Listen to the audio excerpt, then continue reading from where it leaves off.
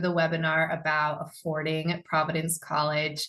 Thanks so much for taking some time out of your Wednesday evening to hear a little bit more about this process. If you, the student, or if you're the parent, and the students already submit their common application, either early action or early decision, this will be really helpful to hear kind of what steps are next and what to expect on the financial aid and merit scholarship side of things.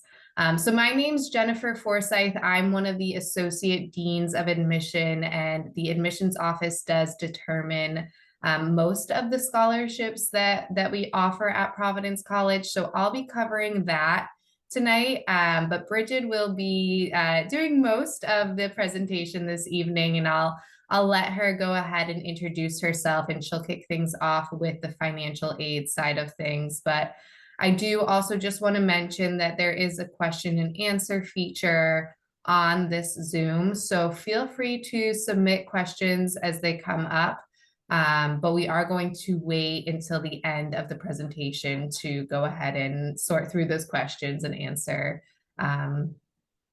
So with that said, I will pass it over to you, Bridget, to take it away. Wonderful. Thank you, Jennifer. And hello, everyone. My name is Bridget Webster. I am one of the assistant directors in the Office of Financial Aid here at Providence College.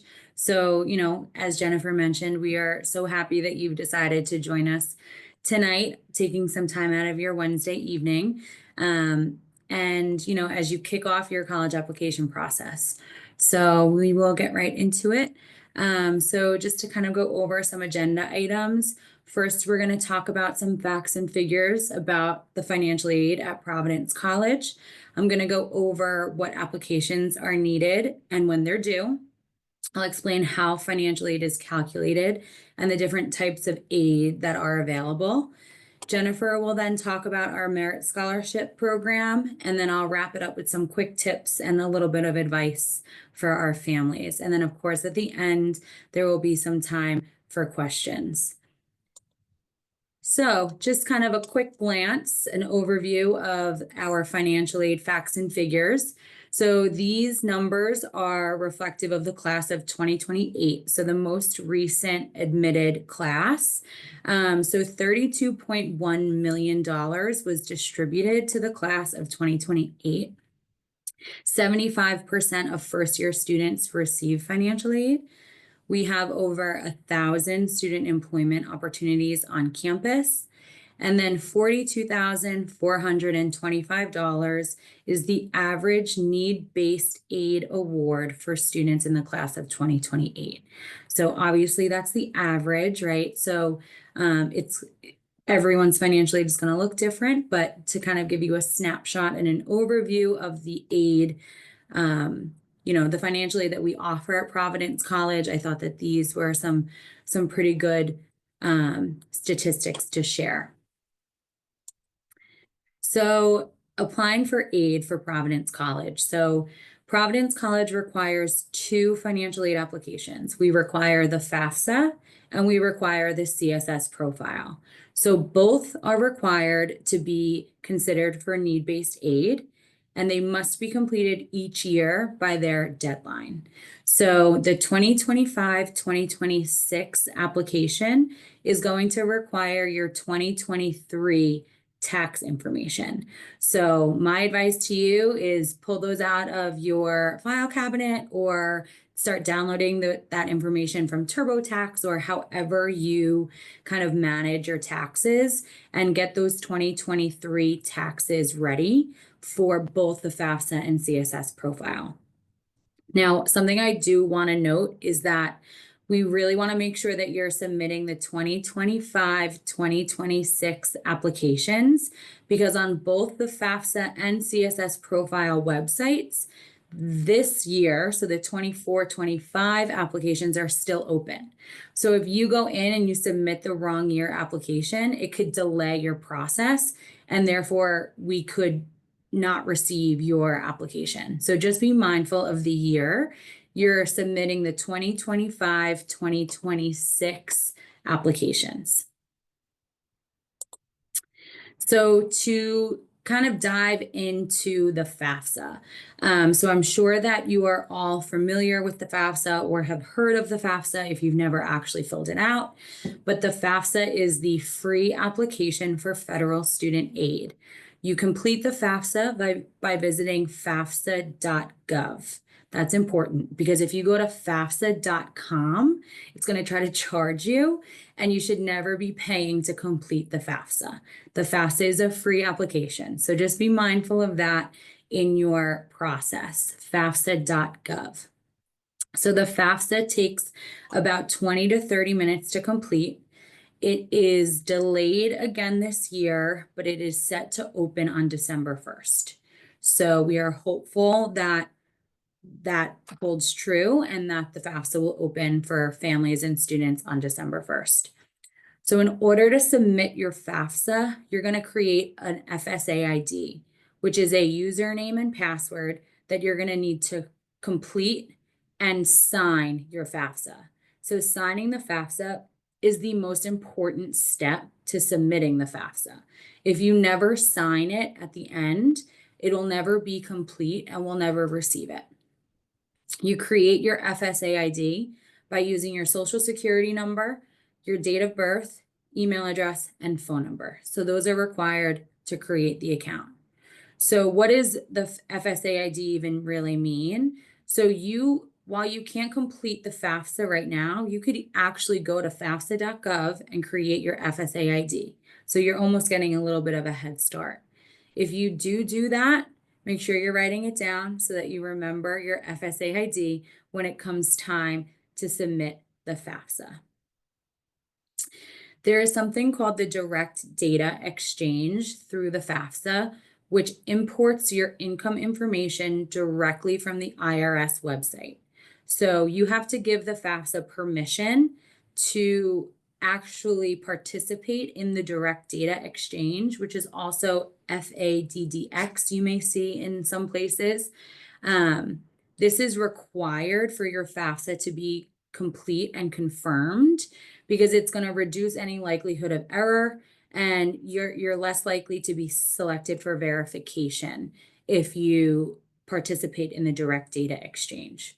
It also just makes things easier. The information is coming directly over from the IRS, so it's less likely that, you add an extra zero or, you forget a zero. So that's very important. So the FAFSA is going to calculate the student aid index, which is going to determine your federal eligibility for aid, specifically the Pell Grant, any direct federal loans, and or work study. So that's kind of what the FAFSA does, right? So that's gonna determine your student aid index, and we'll get into kind of what that means in a little bit. The school code for Providence College is 003406. You must make sure you enter the school code, as this is the way that the FAFSA gets to us. If you never enter our, school code onto the FAFSA, it's just going to sit in the abyss, and it's never going to actually reach us. No matter how many times you call us and say, I submitted it, I swear, if you never entered our school code, we're never going to receive it. So it usually takes 3 to 5 business days to fully process the FAFSA, because it's going to send your information to some third parties like the Social Security Administration and things like that to kind of authenticate your information. So since it does take a few days to process, it's important that you complete the application before the deadline. If you wait and complete the application on the deadline, the day that it's due, it will take a few days, and ultimately schools will receive it late, not just Providence College, but other schools that you're applying for. And late applications, unfortunately, could mean less money that you're eligible for. So to get into the CSS profile, this is the other aid application that we require. You may or may not be familiar with the CSS profile, as not all schools will require it. Typically, smaller private institutions require the CSS profile. It opened October 1st, so you can complete the application as early as tonight if you wanted to, if you haven't already. It's quite possible that some of you joining us tonight have already completed the application. If that is the case, we have already begun uploading CSS profiles. So as early as tomorrow morning, if that's the case, you will receive an update from us if you've already submitted your CSS profile. So the CSS profile is offered by the College Board, which is the same company that offers the SATs. So since you all have or will potentially take the SAT, hold on to that username and password, because that's the username and password that you'll need to log in and complete the CSS profile. So unlike the FAFSA, the CSS profile is not free. The cost for the initial application and to send to one school is $25, and each additional school will cost $16. Now, the fee can be waived for families with an adjusted gross income less than $100,000, or students who qualified for the SAT fee waiver, or students who are an orphan of the court under the age of 24.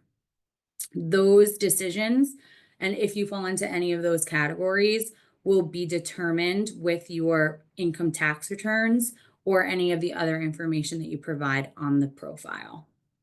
So this application is longer and has a bit more to it. It takes up to 40 minutes to complete, and it determines your family's contribution. So how much your family can contribute to your education, and therefore determines how much institutional aid we can award. So the College Board will deliver the information as is, and schools will independently analyze the information and then create your institutional family contribution. So you might find that you submit CSS profile to a number of schools, but your family contribution is different at all of them.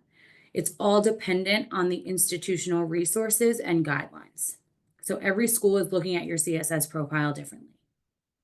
So if you get a bunch of different family contributions and you don't understand why, you didn't do anything wrong. It's just that different schools are looking at different things and taking different things into account. So our school code is 3693. So just like the FAFSA, it's very important that you enter our code, because otherwise we will never receive it. And just like the FAFSA, it takes a few days to process. So we encourage you to complete the CSS profile before the deadline so that we receive it before the deadline. CSS profile has a portal called iDoc that collects financial documents from you and sends them to the schools that you're applying for. Providence College does not participate in iDoc. We will request documents through a separate portal, which I'll talk about in a bit. And we will, reach out to you directly for any documentation that we need. So these deadlines that I keep mentioning, it is incredibly important that you're keeping track of these deadlines. Each school will have different deadlines for different applications. So you might need to make a chart, write things down, set reminders in your phone, whatever you need to do to remember these deadlines, because we don't want you missing out on aid that you're eligible for just because you missed a deadline. So take a picture, screenshot, whatever you need to do. Something to note is this business tax deadline. So Providence College, we require your business taxes. So if you have a 1065, an 1120S, or even a Schedule C, we're going to request those documents. We will request them. So as of right now, you may have received prior publications from us, from our office, or from Providence College in general, with a deadline for these business tax returns. But now with FAFSA delays, we are only going to require your CSS and your FAFSA until further notice. So if we need something from you, we will reach out. So I just want to make that known. Okay, so I'm talking about uploading these documents and when we request them, what do you do with them? How will you know? We have something called the Torch Portal. So the Torch Portal is kind of a one-stop shop for all of your financial aid things, I guess we can say. So within the Torch portal, students will be able to upload documents directly through something called Student Forms. So the Student Forms account can be created once we receive your FAFSA. So if you go in right now and you try to complete and create a Student Forms account, it's not going to let you because we haven't received a FAFSA. So once we receive a FAFSA, you'll be able to create the Student Forms account. You'll receive more information on how to create the account with a single sign-on information, and all of that will come from us and the Office of Admissions. So you don't have to do anything about this now. And as I said, we will request the documents. If we need something from you, we will reach out and request the documents. The only group of students who is different, and this is just because of the FAFSA delays, and this is just a funky year. ED1, Early Decision 1 students, they will see what we need through their admission status portal. So if we need anything besides the FAFSA and CSS in the next, weeks coming up, we will post the requirement there and then request that you email or fax the documents to us. Because of the FAFSA delay and you can't create the Student Forms account until we have a FAFSA, that puts us in a little bit of a time crunch for ED1 students. So all other decision plan students do the FAFSA and CSS profile, and we will reach out if we need anything else, and we'll have instructions on how to create your Student Forms account. So ED1 students, you'll see in the admission status portal if there is anything that we need in addition to the FAFSA and CSS. So now that we've talked about the FAFSA and CSS profile at length, we can kind of get into how your aid is determined. So aid awards are based on the information provided on the FAFSA and CSS profiles. So your student aid index, which is determined by FAFSA, and your family contribution, which is determined by the CSS profile, are all based on your 2023 tax information. So this, with all of that information, is how we determine a family's financial need. So to kind of break down this equation, we're going to start with the cost of attendance. The cost of attendance is made up of direct and indirect costs. Direct costs are things that are billed directly by Providence College, like tuition and fees, housing, and food. Indirect costs are things that are not billed directly by Providence College, but we know that you'll have to pay for. So things like books and supplies, transportation, personal expenses, all of those things are put together to create the cost of attendance, which you could imagine almost like the sticker price. So when we take the sticker price and then we subtract your student aid index or your family contribution, we get your financial need. So financial need ultimately is what you need from the college in order to go there. So an example, let's say the cost of attendance is $50,000 a year and your family contribution is $40,000 a year. Then your financial need is $10,000 a year. Schools will try to offer you $10,000 in financial resources. Sometimes schools don't have the resources to meet your need 100%. In those instances, that remaining amount is what we call your gap. So I want to stress that at Providence College, we'll determine your financial need by using your SAI from the FAFSA first. So we do that. We determine your federal aid with your Pell Grants, your loans, and your work study. We then go back in a second time, take our cost of attendance, subtract your family contribution, and then we use that new need to offer the most institutional assistance that we can based on our policies and available resources.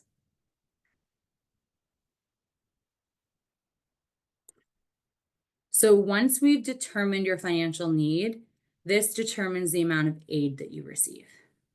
So students who demonstrate a high need, so therefore a lower student aid index, or family contribution will receive more aid. And then vice versa. When students demonstrate a low need, so a higher student aid index and a higher family contribution, they will receive less aid. So then to break it down even further, this is how we can figure out how much you would ultimately owe Providence College. So we'll take that direct costs, that cost of attendance that we discussed, you'll subtract your aid from it, and that is the amount that you will be required to pay Providence College. Now, I want you all to remember that your aid can differ from year to year based on the information that you provide on the FAFSA and CSS profile. So this year is based on 2023 tax information. The following year will be based on 2024 tax information, so on and so forth. So if there's discrepancies or changes for the better or for worse, that will therefore affect your financial aid and can change the amount of aid that you're awarded every year. So to kind of go into the different types of aid that you could see in your financial aid award. So to start, we have grants. So grants are need-based aid that you do not need to repay. So Providence College offers something called the Providence College Grant, which is need-based institutional aid. Then you have something like the Pell Grant, which is a federal grant that can also be a part of your aid award. We have Merit Scholarship, which Jennifer will talk about in a bit. That's academic-based money that does not need to be repaid, and that's awarded at the time of admission. That merit scholarship, as long as you're meeting the criteria, is something that will follow you all 4 years. The rest of your aid, the need-based stuff, is not guaranteed to follow you all 4 years. And as I stress again, is dependent on the information provided on the FAFSA and CSS profile. So then we have federal loans. So students are eligible for direct loans. One is the subsidized loan, which is a no interest loan. It doesn't accrue any interest while you're enrolled in school. The second is the unsubsidized loan, which will accrue interest while you're in school. So those are the federal loans that students are eligible for when they submit the FAFSA. Now, work study is a federal aid. It's a piece of federal aid that students are eligible for based on their need. So although it's part of your aid award, it does not come off your bill. So students will actually have to apply for an on-campus position, get the job, work, get paid hourly, and then every 2 weeks they're cut a check. So this could be, discretionary funds like Friday night pizza, tickets to the movies, the student wants to go to the mall. What that student does with that money is up to them. That is money that they are eligible for, that they work for, and that they earn. We also have this fantastic program called the Friar First Day Book Rental Program, which is it's part of your aid award. It's just like work study will not come off the bill, but it is free book rentals for all required textbooks. So book rentals, right? So these books have to be returned, but technically students do not need to pay for any textbooks while they're enrolled at Providence College. So that's a great thing that we have to offer. And then outside scholarships are free money that comes from third parties. So a high school, a church, a community organization. Those can come with the student when they get here, or we have something through the Torch portal called Scholarship Universe, where students can actually go in and create an account. They'll put in some general information, some bio demo information.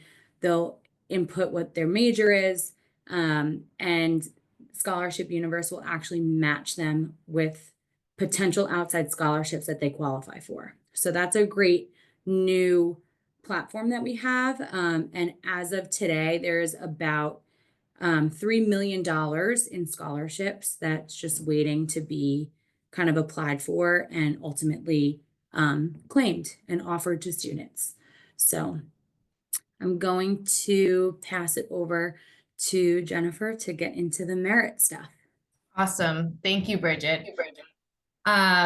So I saw a lot of questions come through already, and a couple people were wondering, if we're only interested in merit-based scholarships, do we need to submit the FAFSA and the CSS profile? And the answer is no. And so for most of our merit-based scholarships, there's actually no additional application. So just by applying to Providence College, students are automatically considered regardless of their family's financial situation. And our academic merit-based scholarships are quite competitive at Providence College. It's about the top 30% of admitted students who we are selecting for these merit-based scholarships. And since there's no application, you're probably wondering, well, what's the criteria that Providence College uses to select those students for the scholarships? And while our admissions process is very holistic, every piece of a student's application is important to us. When it comes to determining who is going to be selected for an academic merit-based scholarships, it really is solely based on a student's academic information. So, if you are your class president and you've done 1,000 hours of community service, that is stuff that we absolutely love to see in your Common App and when we're selecting who's going to be a part of the Providence College community. But those aren't things that would come into play when we are selecting who's receiving a merit-based scholarships. So really, we're looking at who's at the top of our pool based on academics. And this might look a little bit different every year. So I don't have a formula to tell you, okay, if you have this GPA and you've taken these classes, then you would qualify for this amount of money, because it depends on what the applicant pool looks like that given year. And again, seeing who's at the top of the pool. Even, if you have an older sibling who attended Providence College and they had certain grades and they earned a certain scholarship, that doesn't mean that just because you might have the same grades or even better, that you would earn the same scholarship, because it's a different applicant pool each year. Now, for reference, students in the past who typically have earned one of these academic merit-based scholarships really have fully exhausted the curriculum available to them at their high school. So they have taken all of the most challenging and rigorous courses that have been offered to them at their high school that they can fit into their schedule, and they've had straight A's. So maybe we see 1 or 2 A minuses on their transcript, but really straight A students taking the most challenging classes at their high school. So it's quite selective, but if a student is selected for one of those merit-based scholarships, they would be notified at the same time that they are admitted to Providence College. So it would be right there in their letter of admission. And those scholarships do range from $24,000 a year up to $38,000 a year. And like Bridget mentioned, they are guaranteed for all 4 years. So if a student is offered a scholarship at the time of admission, so long as they meet the GPA requirements, they will keep that scholarship for their 4 years at Providence. So families can count on continuing to see that year over year. We don't award academic merit-based scholarships to students, midway through their college career. So it's not like students can kind of be reassessed for this if they're doing well once they're at Providence College, when they're a junior or something along those lines. So it's offered at the time of admission, and families can count on that for the following 4 years. So those are our academic merit-based scholarships. Bridget, if you want to go to the next slide. I'll talk about, we also offer a multicultural scholarship at Providence College. So this one, there is an additional application that students would need to submit to be considered for it.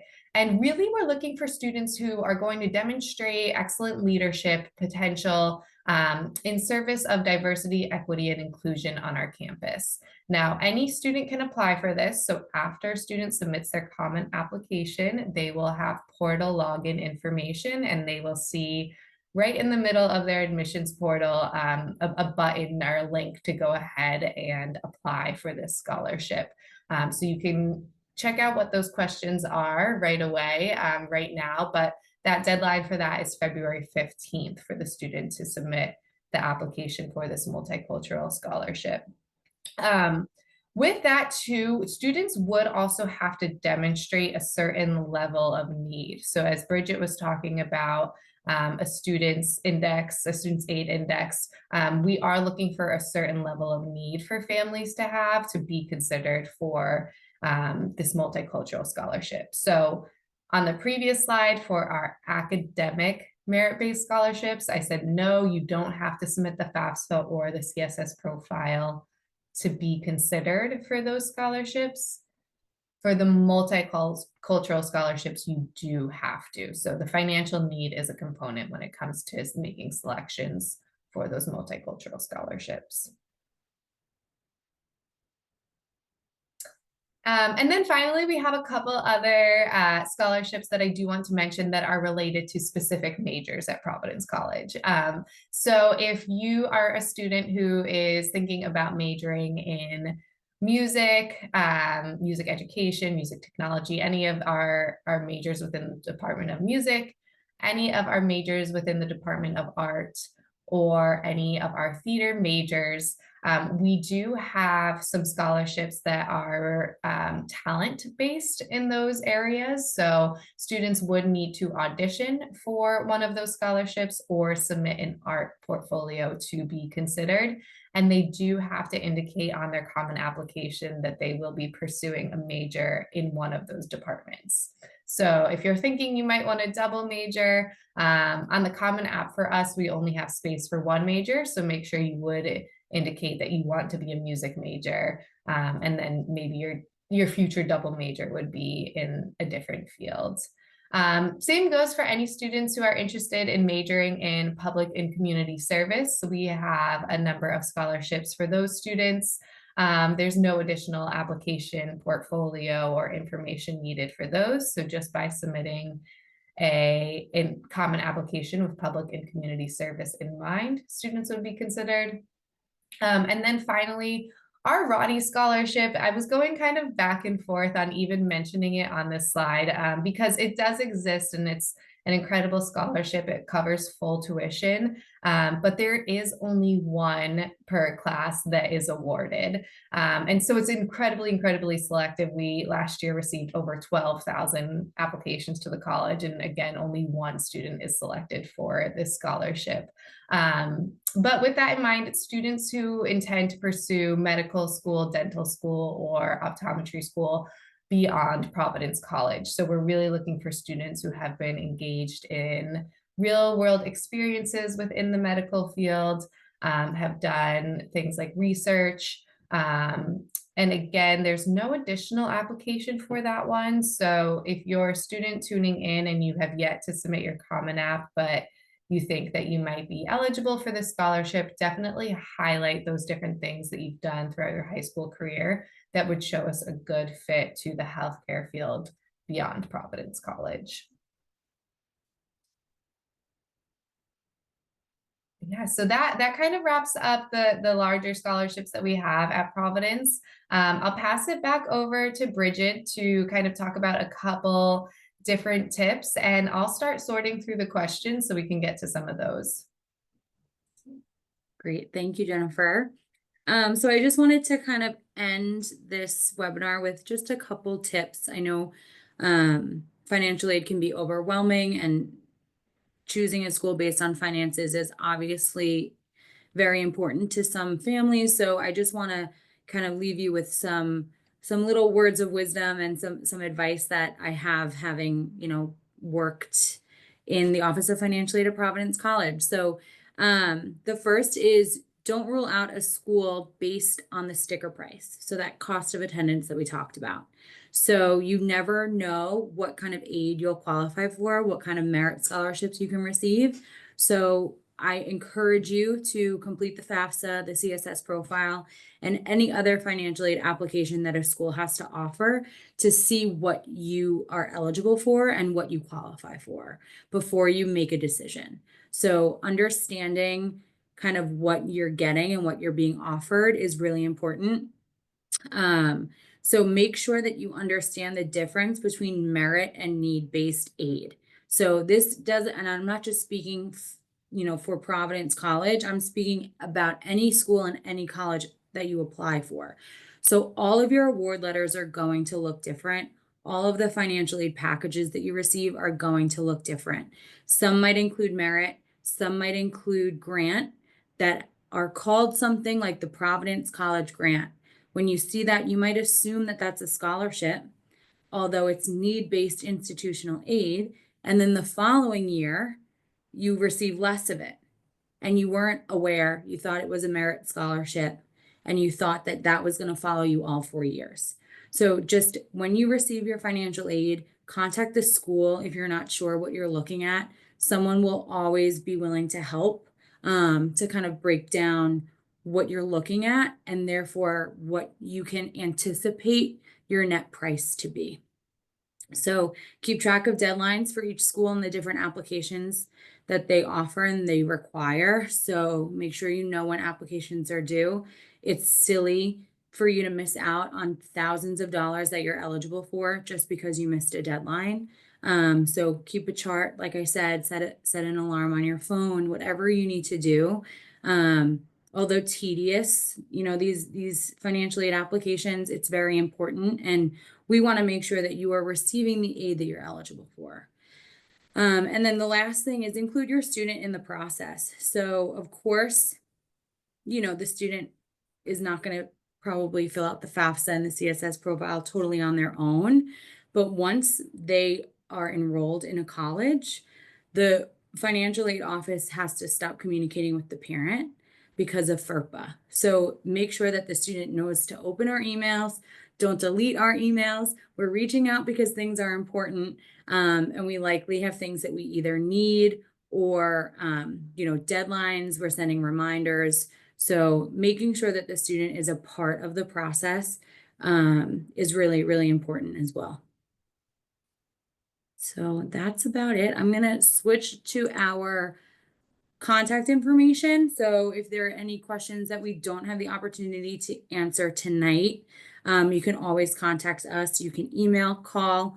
I put our social medias up here. However you need to contact us, we are available.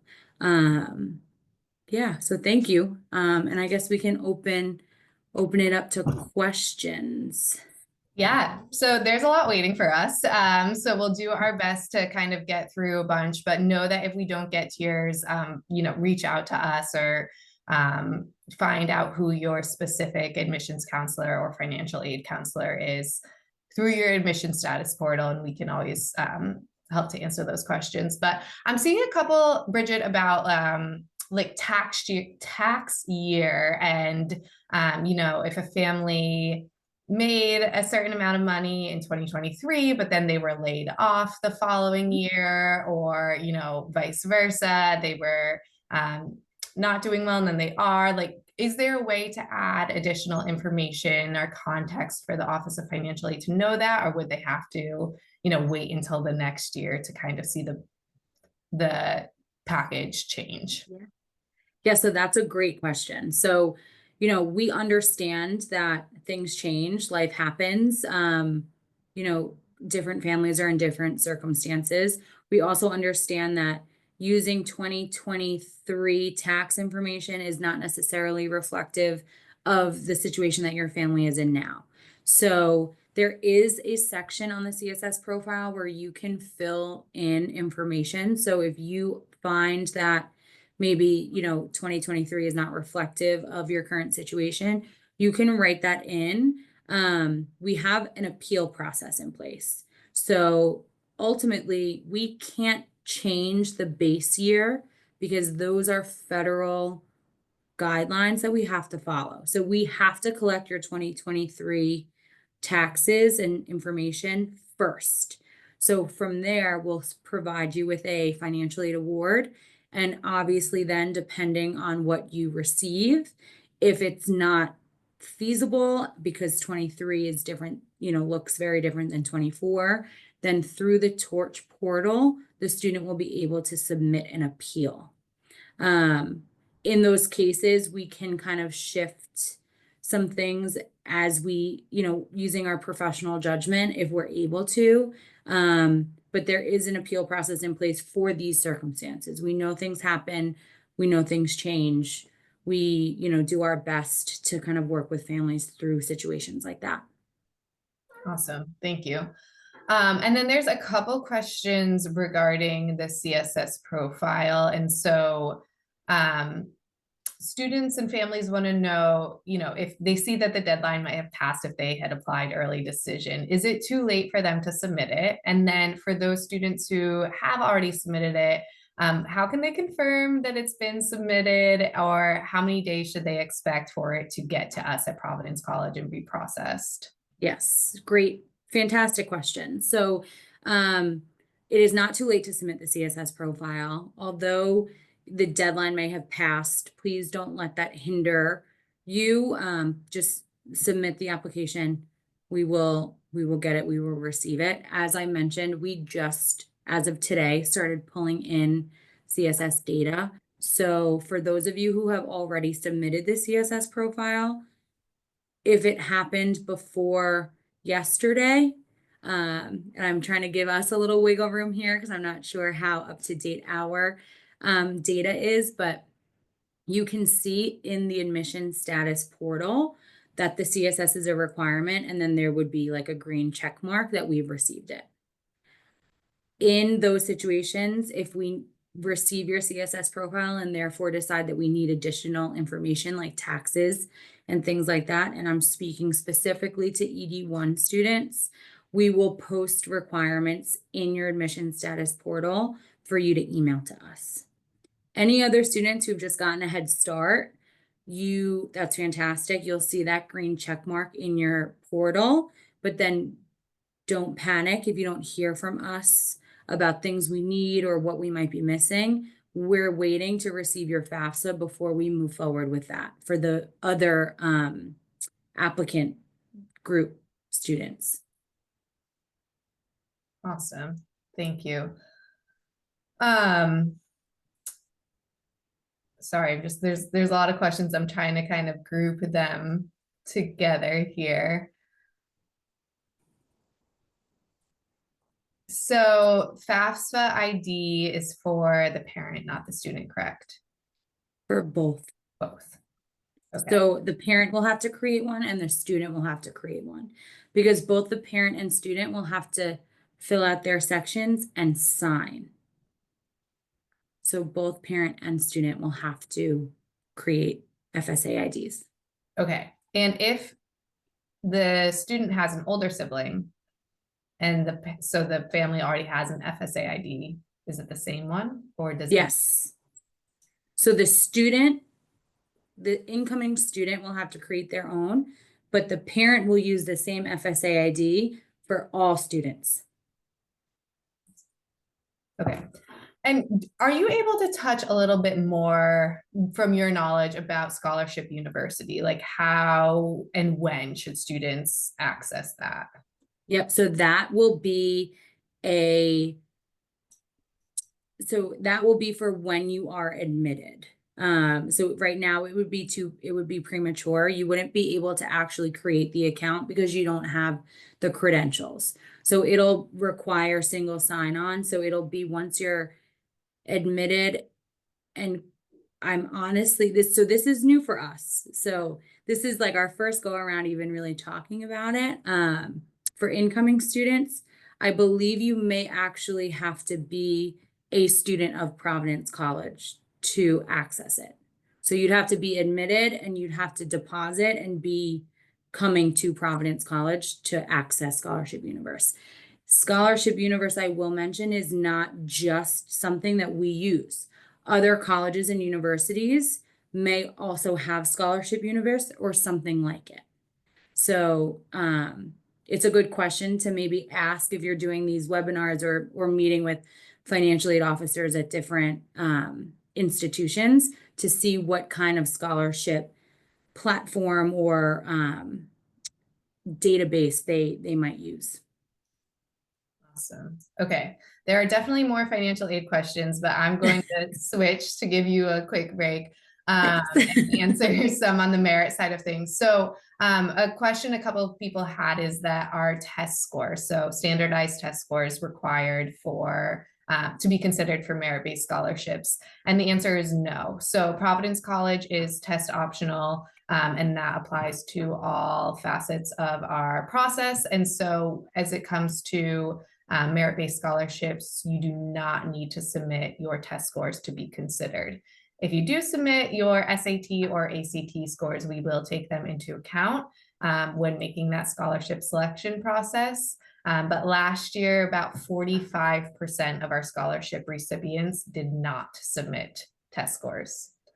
For those students who did, for reference, had about a 1400 on the SAT and a 32 average composite for the ACT.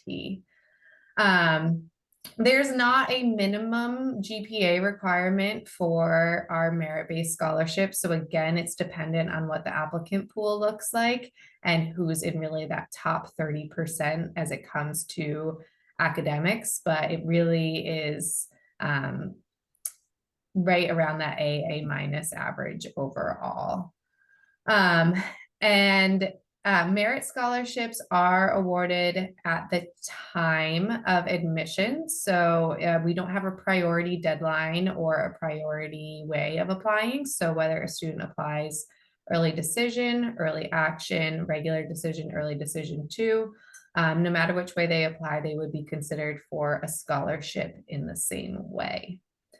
Another question we got a couple of would be, a couple of people asked, so if you award these scholarships and some students turn you down and let you know that they're going elsewhere, what happens with that money? Are you able to re-award it to other students in the pool? Unfortunately, we are not. So we know that happens. We know that students are applying to many different schools. And so when we're awarding those scholarships, we know that there's going to be a large percentage of students who choose to go elsewhere. And so we don't reallocate those funds.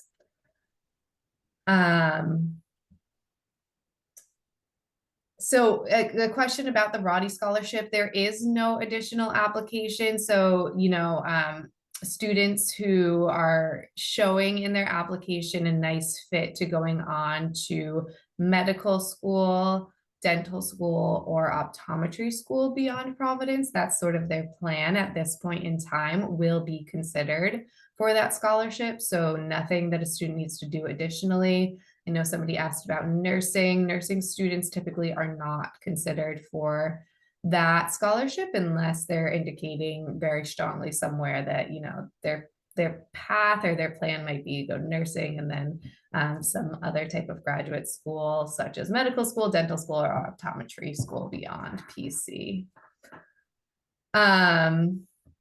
Okay. Bridget, I don't know if you had time to sort through some of the financial aid ones and can kind of lump some of those together to answer. Yes, I did take a quick peek. So I saw a couple questions about maybe divorced parents or maybe two parents. So if your parents are divorced, your custodial parent is the parent who provides more than 50% of your financial support. So based on that guideline, that's a new federal guideline that would determine who's your custodial parent and therefore who needs to complete and sign the FAFSA. So be mindful of that as you're navigating the FAFSA, not just for PC, but for other colleges and universities.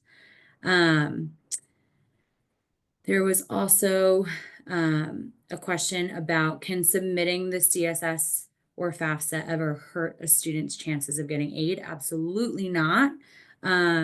Even if you don't know if your family is eligible for aid, maybe you make, significant money regardless, we always recommend it. Because you never know what you're going to be eligible for, whether it's loans or, you might be eligible for some grant money. So we always recommend that you apply for both. It's never going to hurt. There was another question about if a student doesn't apply necessarily this year because your 2023 taxes, your family made too much, you're probably not going to be eligible for anything. Can you apply moving forward? Always. You can always apply next year, the following year, so on and so forth. If you are interested in federal loans and no other institutional or need-based aid, you will have to complete the FAFSA. So that's important as well. So those subsidized or unsubsidized loans that students would become eligible for, you would need to complete the FAFSA in order to be eligible for any of that. Let me see.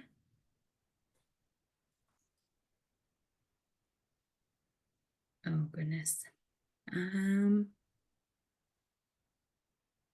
We had a question about how many merit scholarships we offer. So our academic merit-based scholarships, it's about, like I said, top 30% of admitted students. So last year that was right around 2,000 scholarships were awarded. Let's see. Any student is still eligible to submit that multicultural scholarship application. That's not due until February 15th. So no matter which way you applied, that is still open. A question that I do see that popped up about aid, asking if the CSS profile takes into consideration that you have another child in college.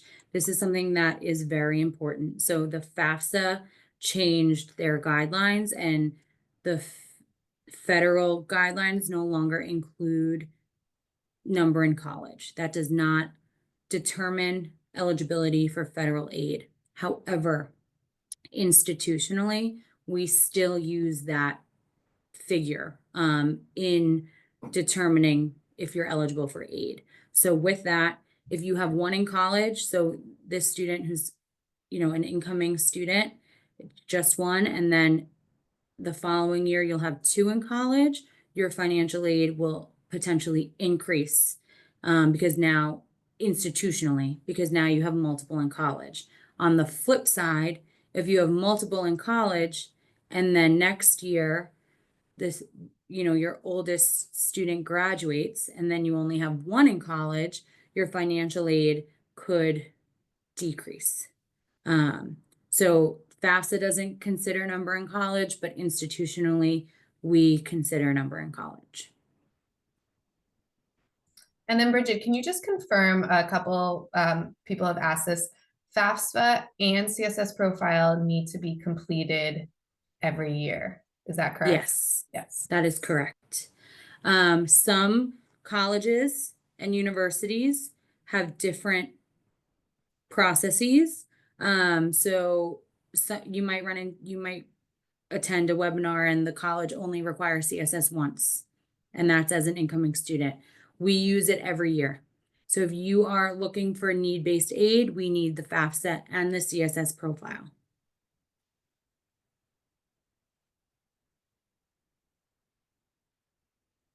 And I guess I'm seeing a couple questions about when aid determinations and aid awards will be sent out. So that's a great question, and I apologize that I didn't include that in my presentation. But for students who are submitting applications as ED1, we are hoping to have financial aid awards out by December 3rd. ED2 and EA students will have financial aid awards by February, and then regular decision students will have awards by mid-March. And then with that, which is I usually get as a follow-up question, there is no difference in the amount of aid that's awarded based on the type of application you submit. So ED1, that doesn't mean you're eligible for more institutional aid than a regular decision student. So those things don't get factored in to the financial aid process.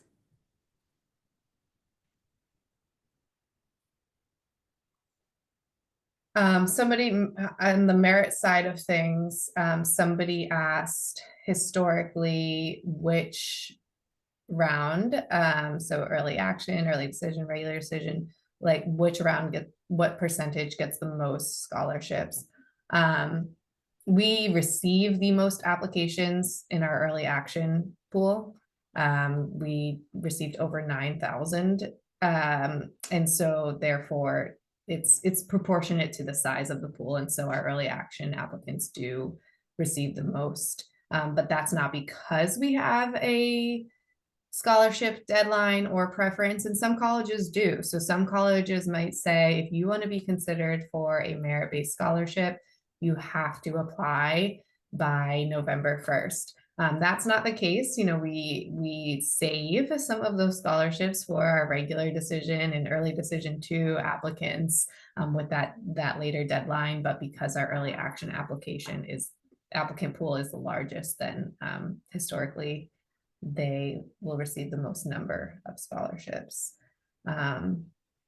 And do any of our merit scholarships require separate application? Are they based on GPA and test scores? No separate application for our academic merit-based scholarships. Those are the largest amount that we award. Our multicultural scholarships and then our different fine arts scholarships do have an additional component of an application, a portfolio, or an audition. But for our academic merit-based scholarships, there's nothing additional a student needs to do. If you submit financial aid information, we don't see that. So whether or not your family has a certain level of need when it comes to academic merit-based scholarships or does not have any need at all, we don't see that. So it really is solely based on academic information.